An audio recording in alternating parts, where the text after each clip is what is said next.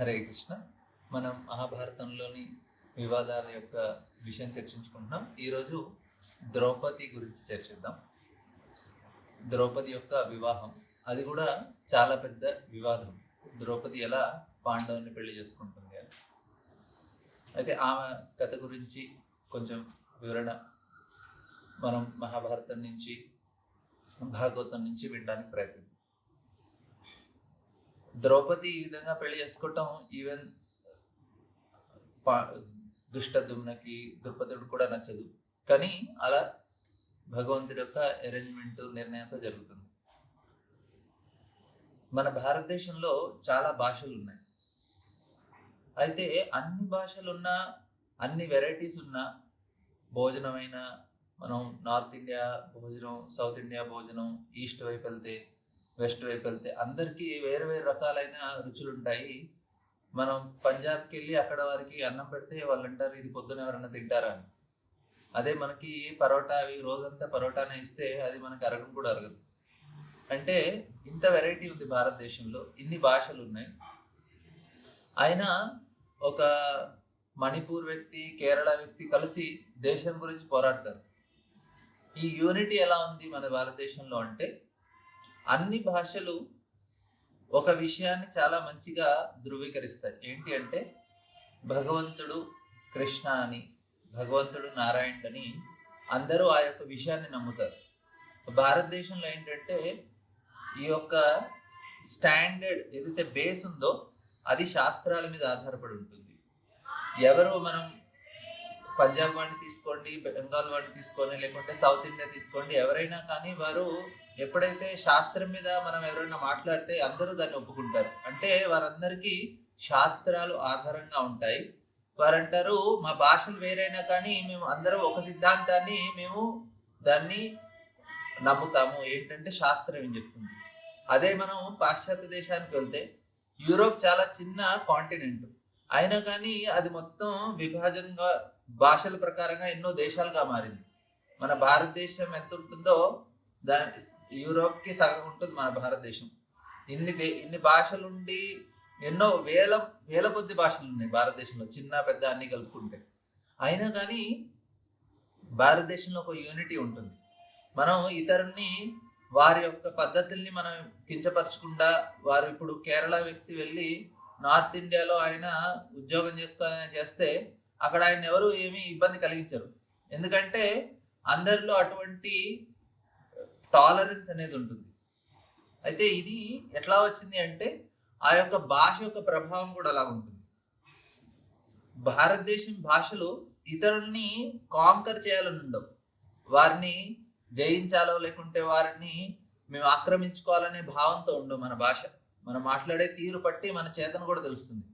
అదే ఇంగ్లీష్ భాష అనుకోండి, అది చాలా ఫ్లాట్గా ఉంటుంది, ఇతరుల్ని కాంకర్ చేయాలని లేకుంటే వారిని ఆక్రమించుకోవాలనే భావంతో ఉంటుంది. అందుకు వారు అటువంటి భాషలో ఉన్నారు, అటువంటి చేతలో ఉన్నారు కాబట్టి వాళ్ళ కార్యాలు కూడా అలాగే ఉన్నాయి. భారతదేశం ఇప్పటి వరకు ఏ దేశం మీద ఆక్రమణ చేయలేదు. మనం మొదటిగా వెళ్ళి ఎవరిని ఆక్రమించుకోలేదు. మనం ఎప్పుడు మంచిగా ఓర్పుతోటి, టాలరెన్స్ తోటి ఈ విధంగా మనం జీవించాం. ఎందుకంటే భాష అట్లాంటిది కాబట్టి. ఎందుకు, ఒక కామన్ ఫ్యాక్టర్ ఉంది. అదేవిధంగా పాండవుల్లో కూడా వారందరూ కలిసికట్టుగా ఉన్నారు. ఇప్పుడు మన చేతి వేళ్ళు చూస్తే ఒక్కొక్క వేలు ఒక్కొక్క రకంగా ఉంటుంది. ఒకటి చాలా స్ట్రాంగ్గా చిన్నగా ఉంటుంది, ఒకటి చూపుడు వేలు, ఒకటి పెద్దగా ఉంటుంది. ఇవన్నీ కలిసి ఉండగలుగుతున్నాయి. అదేవిధంగా పాండవులందరూ కలిసి ఉన్నారు అంటే ఆ ఒక కామన్ ఫ్యాక్టర్ ఉంది, అది ద్రౌపది. ఎందుకంటే ఒక్కొక్క పాండవులు ఆయన యొక్క గుణాల ప్రకంగా మనం వెళ్తే చాలా చాలా డిఫరెంట్. ధర్మరాజు, ఆయన పేరు క్షత్రియ కానీ ఆయన చాలా వరకు బ్రాహ్మణుడి యొక్క గుణాలే ఉంటాయి. ఆయన చాలాసార్లు నిందిస్తారు, ఈ క్షత్రియ ధర్మం ఏంటి అని, దీన్ని ఖండిస్తూ ఉంటారు ఆయన. కానీ ఆయనకి బ్రాహ్మణుడి యొక్క గుణాలు ఆయనకి చాలా నచ్చుతాయి. ఆయన యక్ష ప్రశ్నలు వేసినప్పుడు ఆయన మంచిగా సమాధానం చెప్తారు. ఆయన కూర్చొని ఋషుల మునులతో మంచిగా చర్చించుకోవటం, శాస్త్రాన్ని అర్థం చేసుకోవటం, ధర్మాన్ని పాటించటం, ఎంత వీలైతే అంత క్షమించటం, ఈ విధంగా ధర్మరాజు, అందుకే ఆయన పేరు అజాత శత్రు. ఈ విధంగా ఆయన బ్రాహ్మణులకి చాలా అటువైపు ఆ విధంగా ఆయన మొగ్గు చూపించేవారు. అదే భీమాని తీసుకుంటే ఎగ్జాక్ట్‌గా ఆపోజిట్. ఆయన ముందు ఎవరైనా ఏదైనా తప్పు చేస్తే ధర్మరాజు శిక్షించమంటారు. భీమా ధర్మరాజు క్షమించమంటారు. భీమ అంటారు ముందు శిక్షించండి ఎందుకంటే వారు మాట కాబట్టి. అశ్వత్థామ కేసులో కూడా భీమ ఒక్కడు ఒక పార్టీ, ధర్మరాజు, ద్రౌపది, నకుల సహదేవ్ ఇంకో పార్టీ. కృష్ణ కూడా ఇనీషియల్ గా చంపమంటారు అశ్వత్థామని, కానీ తర్వాత న్యూట్రల్ అవుతారు. అర్జునకి డిసైడ్ చేయాలి భీమా చెప్పింది వినాలా, ధర్మరాజు చెప్పింది వినాలా. ధర్మరాజు క్షమించు అంటారు. భీమా అంటారు లేదు క్షమించకు, మళ్ళీ ఆయన ఏదన్నా తప్పు చేస్తాడు, మళ్ళీ ఆయన మనకి హాని తలపెడతారు. భీమా అన్నట్టుగానే అశ్వత్థామని వదిలేస్తే మళ్ళీ వెళ్ళి బ్రహ్మాస్త్రం వదిలిపెడతారు ఆయన పాండవులందరి మీద. పరీక్షిత్ మహారాజు మీద, ఉత్తర గర్భంలో ఉన్న పరీక్షిత్ మహారాజు మీద లేదా కృష్ణ కాపాడతారు. కానీ భీమ ఆయన కరెక్టే చెప్పారు, అశ్వత్థామని క్షమిస్తే ఆయన మారడ్డు, మళ్ళీ మనకి హాని తలపెడతారని. అదే విధంగా జరుగుతుంది. ధర్మరాజేమో క్షమించి ఏం కాదండి. ఒకసారి పాండవులు వనవాసంలో ఉన్నప్పుడు జయద్రథ్ కూడా ఆ విధంగానే ద్రౌపదిని స్వయంవరంలో ఆయన గెలుచుకోలేరు. అయితే ద్రౌపదిని ఆయన కిడ్నాప్ చేసి తీసుకొని వెళ్తారు. అయితే అర్జున భీమ వెళ్ళి ఆయన మంచిగా చితకొట్టి తీసుకొని వస్తారు ధర్మరాజు దగ్గరికి. అయితే భీమ అంటారు చంపేద్దాం వీడిని, ఇంత తప్పు పని చేశాడు కదా. ద్రౌపది ఆల్రెడీ పెళ్ళైన అమ్మాయిని ఆమెని ఈయన కిడ్నాప్ చేయడానికి ప్రయత్నిస్తాను. ధర్మరాజు లేదు లేదు ఆయన మన కజిన్ కదా వదిలేద్దామని. కానీ భీమ అంటారు లేదు మళ్ళీ హాని తలపెడతారని. భీమ అన్నట్టుగానే ఆయన వెళ్ళి హిమాలయాలకి తపస్సు చేసుకొని శివుడి దగ్గర నుంచి వరం తీసుకొని పాండవులు నేను కొంతసేపు జయించాలనే వరాన్ని కోరుతారు. శివ అంటారు అర్జున తప్ప మిగతా అందరిని నువ్వు జయిస్తావని. దానివల్ల ఏమైతుంది, చక్రవ్యూహంలో అభిమన్యు చనిపోతారు. అప్పుడు భీమ మళ్ళీ అంటారు చూడు నువ్వు క్షమించావు కదా, నేను అప్పుడే శిక్షించమని చెప్పాను, అప్పుడే చంపేస్తుంటే ఈ యొక్క మనకి అభిమన్యుని కోల్పోయేవాళ్ళం కాదు కదా అని. ధర్మరాజు ఎప్పుడు క్షమించమని, భీమ ఎప్పుడు శిక్షించమని. చాలాసార్లు భీమా అని కూడా కొంతమంది అంటారు, ఓకే భీమా ఎందుకు కర్ణాన్ని సూతపుత్ర అన్నాడు అని. అయితే భీమ ఎవరైనా తప్పు చేస్తే ముఖం మీద డైరెక్ట్గా అంటారు, ఆయన ఏమి దాచుకోరు. అది భీమా యొక్క లక్షణం. ధర్మరాజు ఇతరులకి బాధ కలిగించుకోవాలనుకుంటారు, కానీ భీమ మాత్రం ఆయన గుణం ఏంటంటే డైరెక్ట్గా ఫేస్ మీద చెప్తారు ఆయన. ఎందుకు మనం వీరి యొక్క గుణాల గురించి చర్చిస్తున్నామంటే ద్రౌపది ఎటువంటి వారితో ఆమె హ్యాండిల్ చేసింది అని. ఇప్పుడు ఒక వ్యక్తే చాలా శక్తివంతమైన వ్యక్తి, ధర్మరాజు యొక్క గుణాలు, ఆయన యొక్క స్వభావం ఎంతో, ఆయనకి చాలా మంచి గుణాలు శక్తి కలిగిన వ్యక్తి. అటువంటి వ్యక్తిని ఎవరైనా హ్యాండిల్ చేయాలి అంటే వారికి కూడా అటువంటి గుణాలు కలిగి ఉండాలి. లేకుంటే ధర్మరాజు అంటారు ఈమెకి నేను చెప్పేది ఏం అర్థం కాలేదు, ఈమెతో నాకేంట్లే ఇంకోళ్ళు ఎవరన్నా చూసుకుంటానని. ద్రౌపది ధర్మరాజు యొక్క గుణాలను అర్థం చేసుకొని ఆయనకు అనుకూలంగా ఆమె వ్యవహరించేది, ధర్మరాజుకి పూర్తిగా సంతృప్తి చెందేటట్టుగా. మళ్ళీ భీమాతో ఉన్నప్పుడు భీమ అటువంటి నేచర్లో ఉన్న భీమాని హ్యాండిల్ చేయటం అది కూడా అంత సాధారణమైన విషయం కాదు. భీమ ఎక్స్ట్రీమ్, మొత్తం క్షత్రియ స్పిరిట్ అని.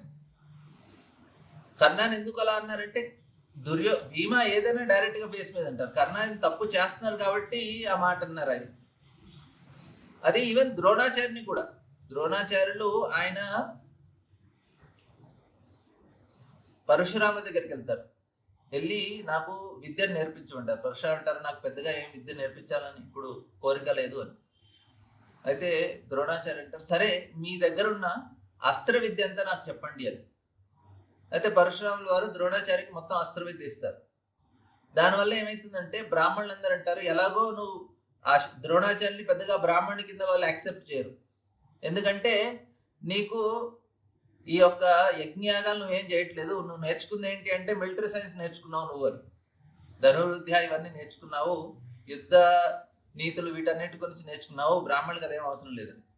అలా అని ఆయన క్షత్రియుడి కింద కూడా భావించరు క్షత్రియుడు, ఎందుకంటే ఆయన బ్రాహ్మణుడు కాబట్టి ఆయన సరే ఆయన నేర్పిస్తున్నారు కానీ ఆయన్ని క్షత్రియ కింద కూడా భావించరు. సో ద్రోణాచార్య యొక్క పరిస్థితి అలా ఉంటుంది. దాని కారణం ఏంటంటే ఆయనకి ప్రతి సమయంలో ఆయన నేర్పించేవారు విద్యని, కానీ ఆయనకి ధనం ఉండేది కాదు. దానివల్ల ఏమవుతుందంటే ఆయన యొక్క ఇంట్లో కూడా అశ్వత్థామకి ఆయన పాలు ఇవ్వడానికి కూడా ఆయనకి స్తోమత ఉండేది కాదు. అఫ్కోర్స్ దాని గురించి మళ్ళీ వద్దాం, మళ్ళీ చర్చిద్దాం. కాకపోతే ఇక్కడ ద్రోణాచార్యులు ఆయన యుద్ధం చేయడానికి వస్తారు కురుక్షేత్రంలో. రణరంగంలో యుద్ధం చేసినప్పుడు కృష్ణ అంటారు, ఈ వ్యక్తిని మనం ఆపలేము, ఈయన ఇలాగే కానిస్తే మొత్తం పాండవుల యొక్క సేన మొత్తం నాశనం చేసేస్తారు. తర్వాత కృష్ణ అంటారు, మళ్ళీ మీరు వనవాసానికి వెళ్ళాల్సిందే, ఇంకేం ఆప్షన్ లేదు, ఏదో ఒక రకంగా ద్రోణాచార్యని ఆపాలి అని. అయితే మరి ఏం చేయాలి, ఎలా ఆపాలి ద్రోణాచార్యని? అప్పటికి భీష్మాచార్యులు ఆయన కూలిపోతారు. తర్వాత ద్రోణాచార్యని ఏ విధంగా ఆపాలి అని. అయితే కృష్ణ అంటారు, అబద్ధం చెప్తే ఆపచ్చు అని. అర్జునను ధర్మరాజు ఇద్దరు వారు అంటారు, లేదు లేదు అబద్ధం ఎలా ఆడతామని. వాళ్ళు హెసిటేట్ చేస్తారు, వాళ్ళు సంకోచిస్తారు. భీమ అంటారు, నేను రెడీ అని. వెంటనే ఆయన వెళ్ళి ఒక అశ్వత్థామ అనే ఏనుగుని చంపేసి ద్రోణాచార్య దగ్గరికి వెళ్ళి, నేను మీ కొడుకుని చంపేసా అంటారు. అయితే ద్రోణాచార్యకి డౌట్ వస్తుంది, ఆయన నమ్మరు భీమ చెప్పిన వాడు. తర్వాత అందరు వెళ్ళి ధర్మరాజుని యుధిష్ఠిరుని అంటారు, నువ్వు అబద్ధం చెప్పు అని. ధర్మరాజు లేదు లేదు, చాలా సంకోచిస్తూ ఉంటారు. అందరూ ఆయన్ని కన్విన్స్ చేస్తారు, నువ్వు అబద్ధం చెప్పకపోతే ఇంకా మన పరిస్థితి ఏం కాదు అని. అయితే ఇక్కడ అబద్ధం ఎందుకు చెప్పాలి అని. సో ఈ విషయం మనకి 2-3 చోట్ల వస్తుంది ఈ క్వశ్చన్, ఎందుకు తప్పు చేయించారు కృష్ణ అని. అఫ్కోర్స్ కృష్ణ యొక్క పార్ట్లు కూడా చర్చిద్దాం, కానీ ఈ విషయాన్ని గుర్తుంచుకోవచ్చు. మనం మిలిటెంట్లో ఇప్పుడు మన కమాండర్స్ ఉన్నారు, మిలిటరీ కమాండర్స్, వాళ్ళు మిలిటెంట్ని చంపాలి అనుకుంటే అప్పుడప్పుడు వారు కొన్ని టాక్టిక్స్ వాడాల్సి వస్తుంది. మేము కరెక్ట్గా స్ట్రైట్గా వెళ్తామంటే కుదరదు, ఎందుకంటే మిలిటెంట్స్ వారు ఏ రకంగా అయినా మనకి దాడి చేయొచ్చు. సో వారి యొక్క పరిస్థితిని ఆలోచించి అప్పుడప్పుడు కమాండర్స్ కూడా కొన్ని ట్రిక్స్తో వాళ్ళని చంపడానికి పట్టుకోవడానికి ప్రయత్నిస్తారు. సో అదేవిధంగా ఇక్కడ ధర్మాన్ని స్థాపించడానికి కృష్ణ కూడా అట్లాంటి కొన్ని చేస్తుంటారు. అయితే ఇక్కడ ధర్మరాజును అబద్ధం చెప్పమంటారు. సో ధర్మరాజు ఎంతో కష్టంగా ఆయన అశ్వత్థామ చనిపోయారు, అశ్వత్థామ హతః అంటారు. తర్వాత నరోవా కుజరోవా. అయితే అశ్వత్థామ చనిపోయారు అన్నంత వరకు ధర్మరాజు యొక్క రథం ఆయన గాల్లోనే ఉంటుంది. నరోవా కుంజరోవా అన్నప్పుడు అంటే అదే మనిషి అయి ఉండొచ్చు, ఏనుగు అయి ఉండొచ్చు, జంతువు అయి ఉండొచ్చు అన్నప్పుడు అది కిందికి టచ్ అయిపోతుంది. ధర్మరాజు యొక్క రథం ఆ యుద్ధ రంగంలో ఎప్పుడు భూమికి టచ్ అయ్యేది కాదంట, ఎందుకంటే ధర్మాన్ని పాటించేవారు కాబట్టి.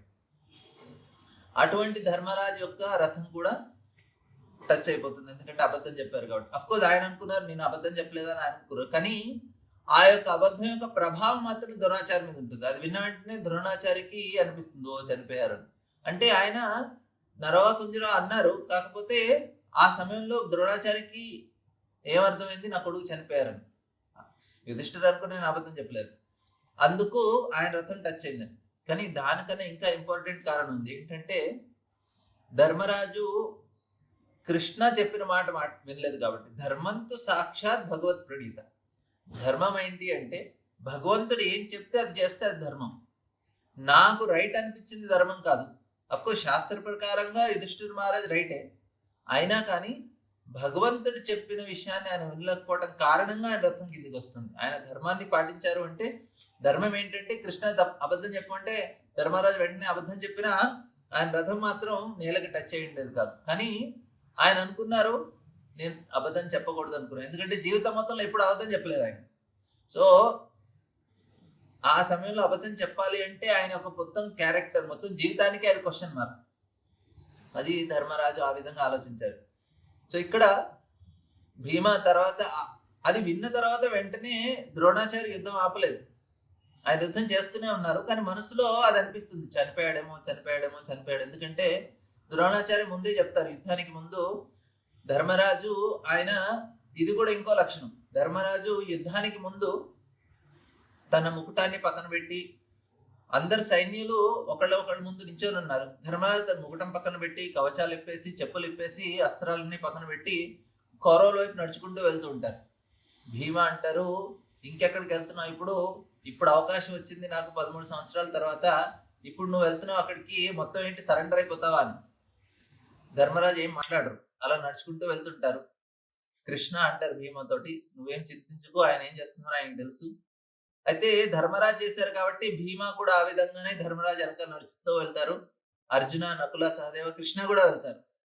ధర్మరాజు వెళ్ళి భీష్మాచార్ని ఆయన ఆశీర్వాదం అడుగుతారు, నేను మీతో యుద్ధం చేయాలనుకుంటున్నాను, నాకు ఆశీర్వదించండి మీరు అని. భీష్మాచార్యులు అంటారు, నువ్వు వచ్చావు కాబట్టి నేను ఆశీర్వదిస్తున్నాను, నువ్వు ఖచ్చితంగా గెలుస్తావని, అదే నువ్వు రాకుంటే శాపం పెట్టుండేవాడిని అని.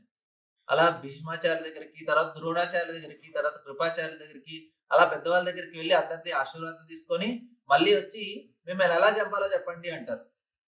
అయితే భీష్మాచార్యులు అంటారు, నేను సమయం వచ్చినప్పుడు నేను చెప్తానని. ద్రోణాచార్య వాళ్ళు చెప్తారు, నేను ఎప్పుడైతే నాకు అస్త్రశస్త్రాలు నా చేతిలో ఉన్న కాలం నన్ను ఎవరు ఓడించలేరు, కానీ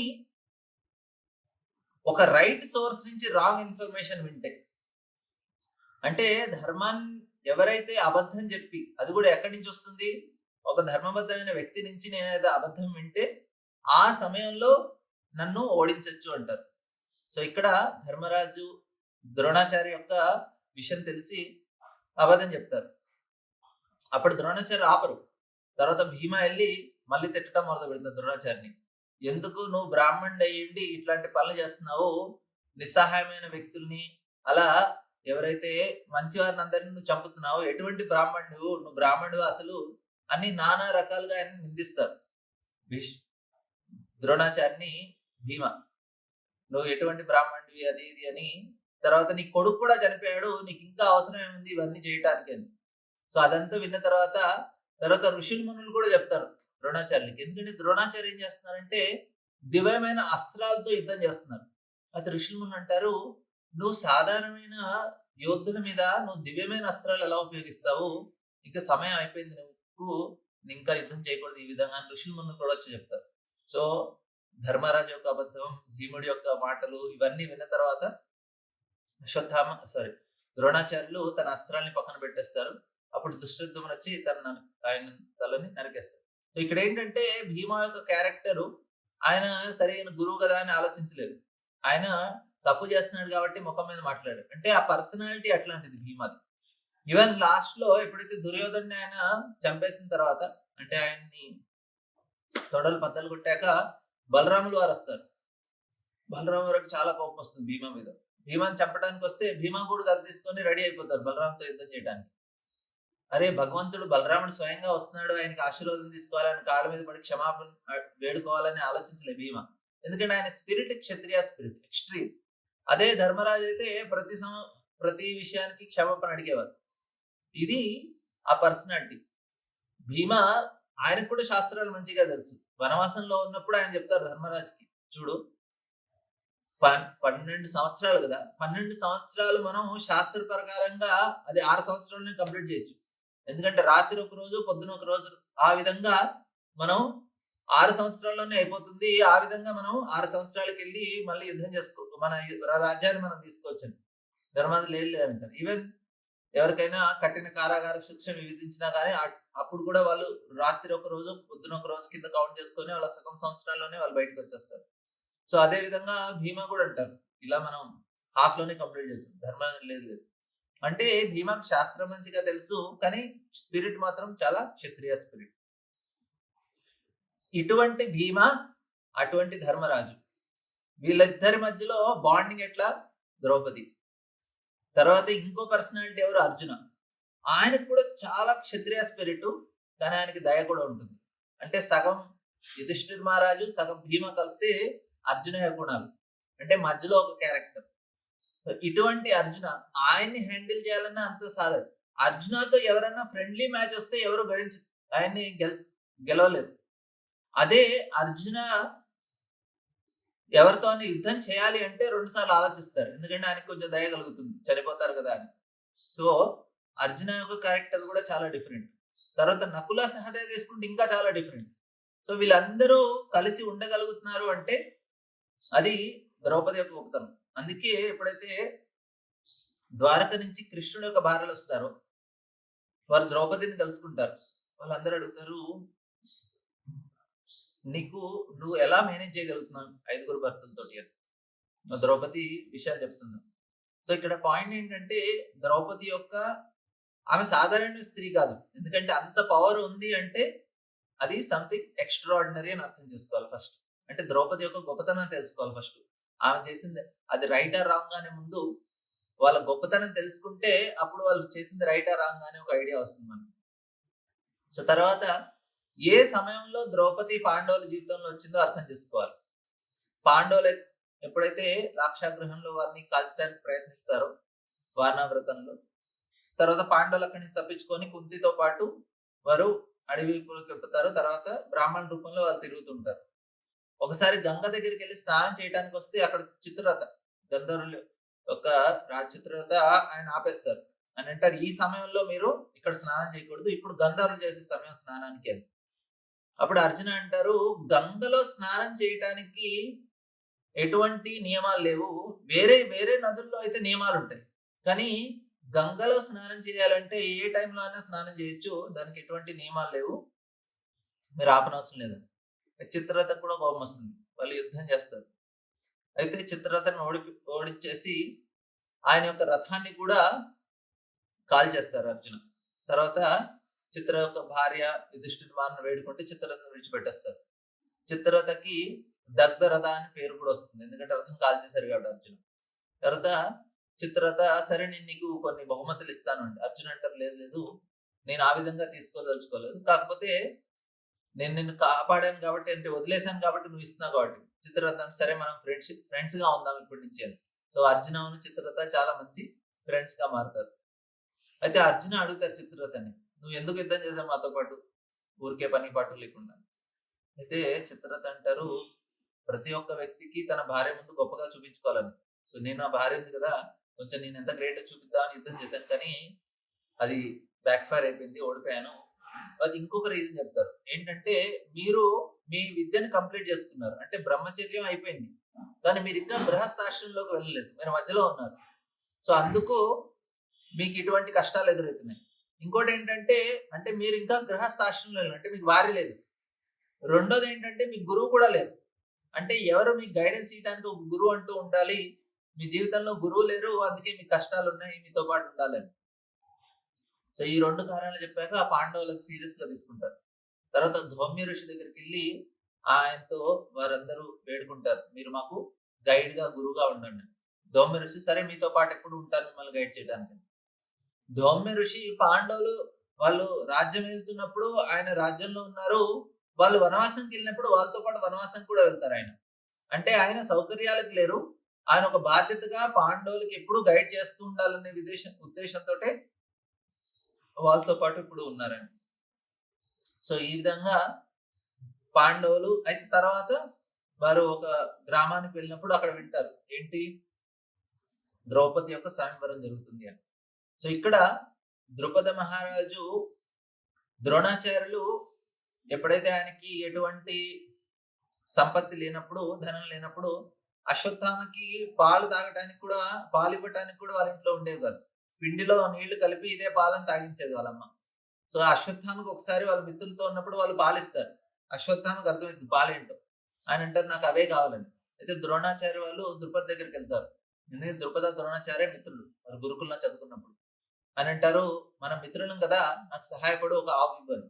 ద్రుపద అంటారు, అని చాలా అరోగెంట్ గా బిహేవ్ చేస్తారు, మనకి మధ్యలో ఫ్రెండ్షిప్ ఏంటి అని. ఫ్రెండ్షిప్ అంటే ఈక్వల్ లెవెల్లో ఉండాలి, ఫ్రెండ్షిప్ ఈ విధంగా ఉండదు, కావాలంటే ఏదైనా దానం ఇస్తే తీసుకొని వెళ్ళిపోండి.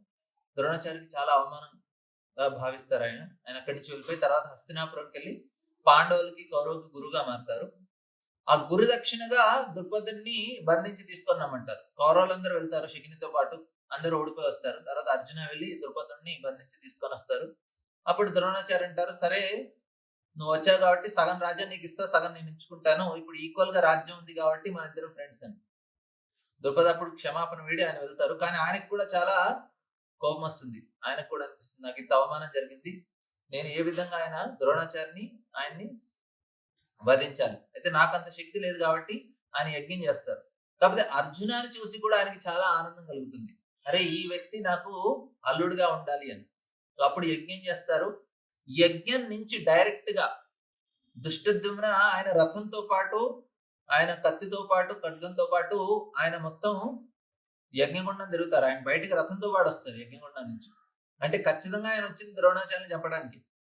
ఆయన ఆ విధంగా. తర్వాత ద్రౌపది కూడా అగ్నిగుండం నుంచే వస్తుంది, అంటే ఆమె జన్మ కూడా చాలా స్పెషల్, ఆమె ఆ విధంగా వస్తుంది. తర్వాత ఆకాశం వస్తుంది, ఈమె వల్ల చాలా మంది క్షత్రియులు చనిపోతారని కూడా.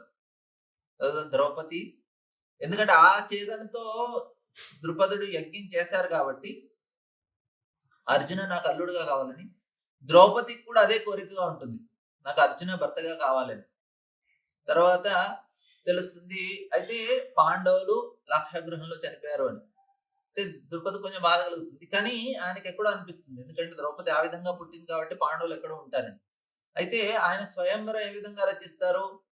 డైరెక్ట్ గా ఎక్కడున్నారో తెలియదు కాబట్టి అర్జున రావాలి, ద్రౌపదిని పెళ్లి చేసుకోవాలి అంటే దానికి తగ్గట్టుగా అరేంజ్మెంట్ చేయాలి. సో అందుకే ఆ స్వయంవర అంటే ఆ రాకుమారి స్వయంగా ఎంచుకుంటుంది ఎవరినన్నా. అయితే దాంట్లో ఒక టెస్ట్ పెడతారు. ఏ క్షత్రియ అయితే అందరికన్నా బెస్ట్ గా ప్రూవ్ అవుతారో ఆయనకి వరమాలేస్తుంది. అయితే అక్కడ ద్రౌపది యొక్క అందం అందరికీ తెలుసు కాబట్టి అక్కడ జరాసంధ, శిశుపాల, దుర్యోధన అందరూ వస్తారు కర్ణతో పాటు. వాళ్ళందరూ ప్రయత్నించడానికి ద్రౌపది యొక్క స్వయంవరంలో గెలుచుకుంటానికి ద్రౌపది. అయితే ఆ సమయంలో వారి యొక్క అరేంజ్మెంట్ ఎలా ఉంటుంది అంటే ఆ యొక్క చేపని బాణంతో కొట్టాలి, కింద నీటిలో చూసుకుంటూ అది తిరుగుతుంటుంది పైన. అది చేయగలిగేది ముగ్గురే, కృష్ణ, అర్జున, కర్ణ. సో ఆ విధమైన అరేంజ్మెంట్ తో ఏదో ఒక రకంగా అర్జున వస్తారని. అయితే కృష్ణ బలరాముడు కూడా వస్తారు అక్కడికి. ఎందుకంటే అర్జున ఏ విధంగా స్వయంవరంలో ఆయన గెలుస్తారో చూడటానికి. మిగతా వాళ్ళందరూ పార్టిసిపేట్ చేయడానికి వస్తారు. కృష్ణ బలరాం మాత్రం చూడటానికి వస్తారు. సో అప్పుడు ఆ సమయంలో పాండవులు కూడా వస్తారు. చూసి కృష్ణ బలరాముడు చెప్తారు, చూసిన అక్కడ కూర్చున్నారు బ్రాహ్మణులు, అందరికి వాళ్ళ అరేంజ్మెంట్ ఉంటాయి. బ్రాహ్మణులకు ఒక ఏరియా, క్షత్రియులకి, వైశ్యులకి అలా ఏరియాలు పెడతారు.